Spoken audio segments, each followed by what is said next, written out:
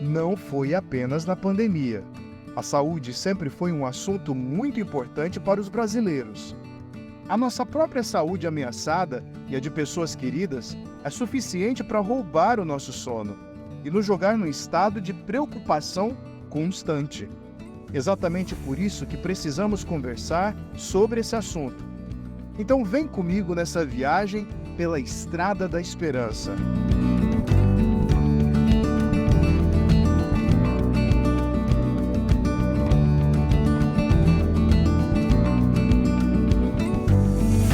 Eu tenho uma filha chamada Olivia, de 7 anos, que aprontou não faz algumas semanas.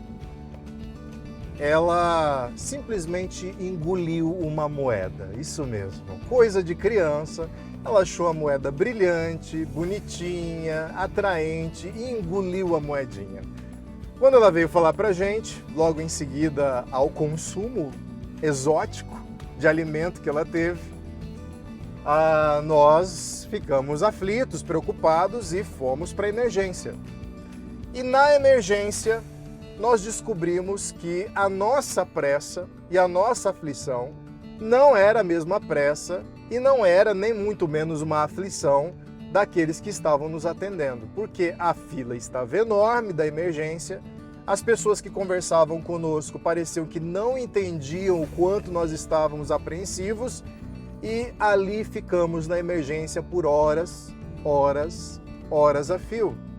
Tivemos que fazer, inclusive, um exame na Olivia, a minha filha, no dia seguinte, que durou mais algumas horas. A minha esposa teve que almoçar lá, foi bem cedo, e almoçou no hospital e avançou na parte da tarde até a gente conseguir saber, afinal, que ela não ia passar mal, que ela não ia ter nenhum outro dano.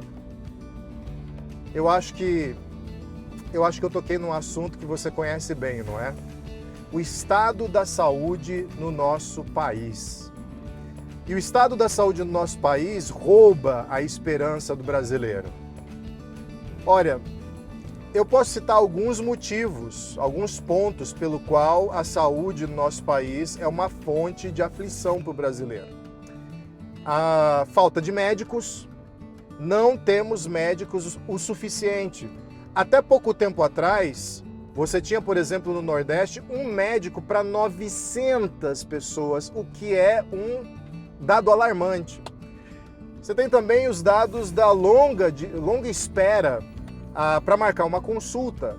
Quem não passou pela situação de tentar marcar uma consulta com qualquer especialidade da medicina e você descobrir que o seu médico só tem agenda para novembro, sendo que você está em fevereiro.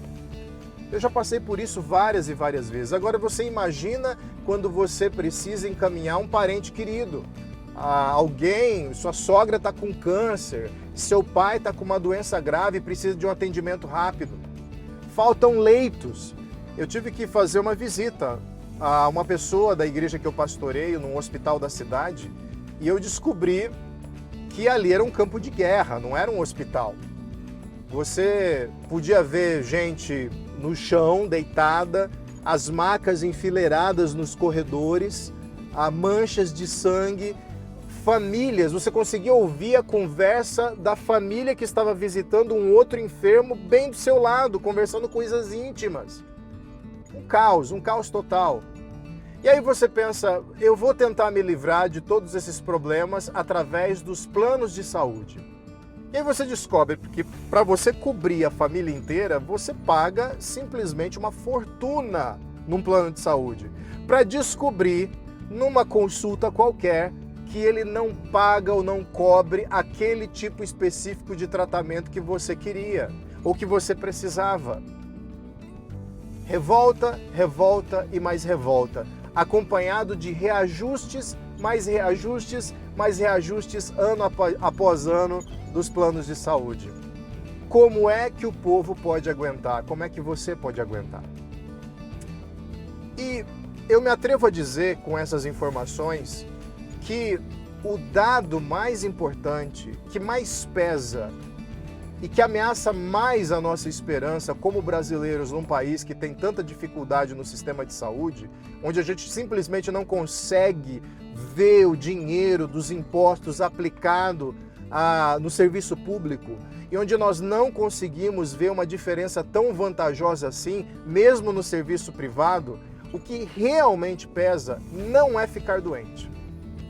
Eu me atrevo a dizer que o brasileiro sim sabe que a doença, a enfermidade é algo que pode acometê-lo a qualquer momento. Mas o que realmente tira o nosso chão é saber que nós não teremos o suporte, o apoio necessário. Você consegue lidar com a notícia de um terrível diagnóstico, onde os médicos, o tratamento e a estrutura de saúde são adequadas? Há uma competência, há uma excelência no serviço. Você fica com aquela sensação de que tudo está sendo feito, tudo ao alcance das pessoas, dos profissionais, do governo e das estruturas que servem nessa área, está sendo feito, tudo está sendo realizado. Mas você não consegue lidar quando sabe que um parente querido, ou até mesmo você, está numa grande luta contra uma enfermidade e no final descobre que mais um escândalo de desvio de verbas na área da saúde estourou. Quando descobre que o médico que vai te atender tem 15 pessoas na frente dele porque só tem ele, não há médicos nem salas preenchidas no hospital para te acolher, para te atender com agilidade, com eficácia, que o tratamento que você tem não é coberto pelo plano de saúde. É a falta de apoio que nos traz uma sensação de impotência e rouba a nossa esperança. Só que dar esperança para pessoas que não têm mais a quem recorrer é uma especialidade de Deus. Deus é especialista em socorrer, reerguer e dar vitalidade a pessoas que estão abatidas, a pessoas que estão prostradas por causa da solidão na batalha e, em particular, na solidão da batalha contra alguma enfermidade. Eu queria dizer que você não está sozinho e eu queria explicar isso para você de uma forma mais calma na nossa próxima parada. A gente vai parar numa cafeteria agora para tomarmos um cafezinho e eu explicar uma coisa para você acerca de Deus e do quanto Ele se interessa, sim, por você e pelos seus familiares. Isso inclui a saúde deles também. Vamos lá?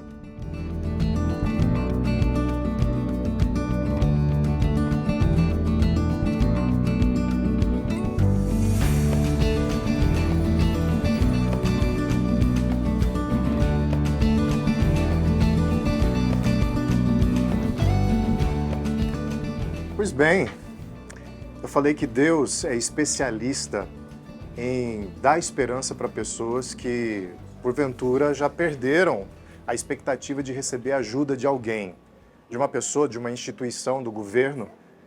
E Ele é especialista mesmo. Eu tenho 3 coisas para te dizer hoje e que vai trazer esperança para essa sua luta contra a enfermidade. A primeira delas é que você deve prestar mais atenção na vitalidade do que na enfermidade. Olha só, Salmo 73, 26 diz assim: o meu corpo e o meu coração poderão fraquejar, mas Deus é a força do meu coração e a minha herança para sempre. Ó, que maravilhoso isso! O que o texto está dizendo é que o corpo fraqueja, a mente fraqueja, o coração fraqueja, mas há uma espécie de vitalidade que a esperança dá. E essa esperança vem de Deus.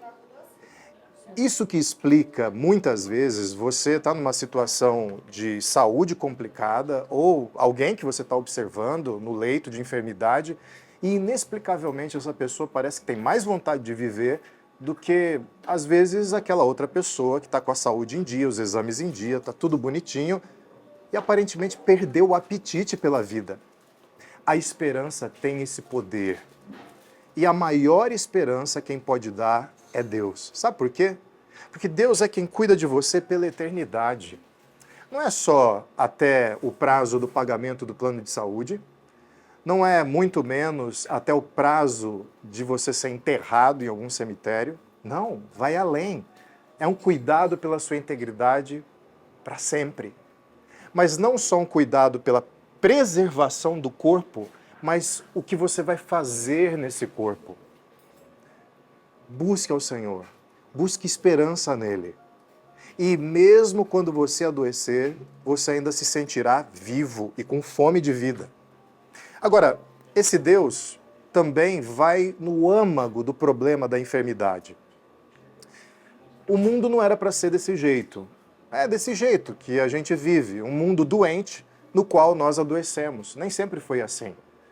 Mas por nossa causa, por nossas decisões, o mundo se tornou assim. Toda enfermidade tem essa ligação com o pecado. A verdade é que toda enfermidade aponta para a morte de alguma maneira.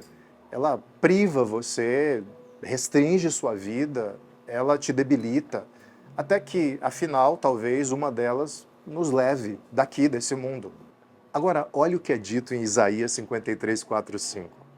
Certamente ele, Jesus, tomou sobre si as nossas enfermidades e sobre si levou as nossas doenças.